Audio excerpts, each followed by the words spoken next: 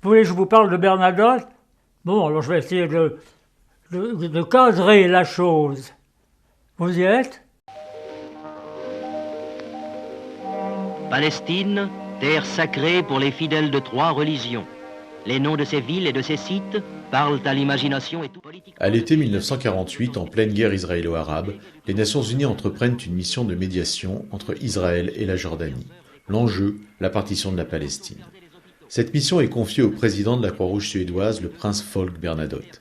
Elle se soldera par un échec tragique. Le 17 septembre 1948, l'émissaire suédois des Nations Unies est assassiné par des activistes israéliens du groupe appelé Combattants pour la liberté d'Israël. Pierre Gaillard, délégué du CICR en Palestine, se souvient.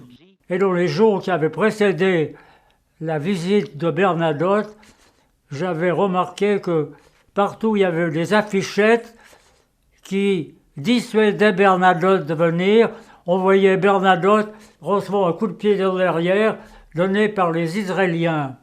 Non, il n'était pas le bienvenu. Le comte Bernadotte a pour mission de proposer des plans de partage de la Palestine entre juifs et arabes. Un premier plan est rejeté en juin 1948. Durant tout l'été, Bernadotte et la mission des Nations Unies deviennent les cibles d'une virulente campagne de presse en Israël. Le 16 septembre, nouvel échec. Les parties au conflit israéliennes et arabes rejettent le nouveau plan de partage proposé par Bernadotte. Pierre Gaillard, inquiet, décide de se rendre à Jérusalem, rejoindre ses collègues du CICR. Je me suis dit, ça peut mal tourner.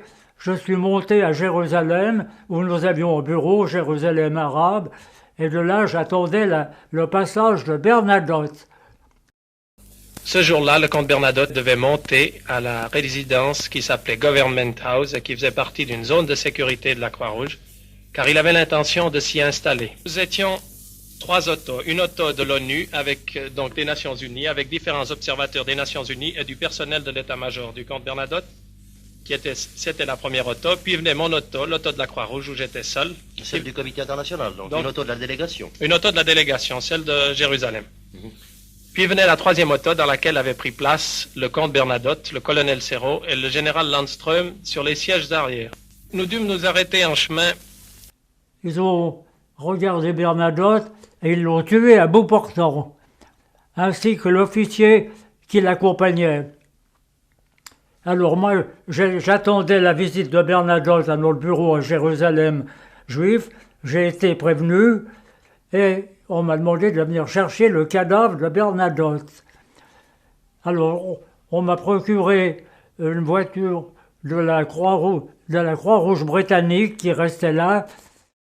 J'ai recueilli Bernadotte, je l'ai déposé à l'hôpital qui était géré par le CICR, et j'ai conduit la voiture à travers les lignes de Jérusalem, Israël à Haïfa.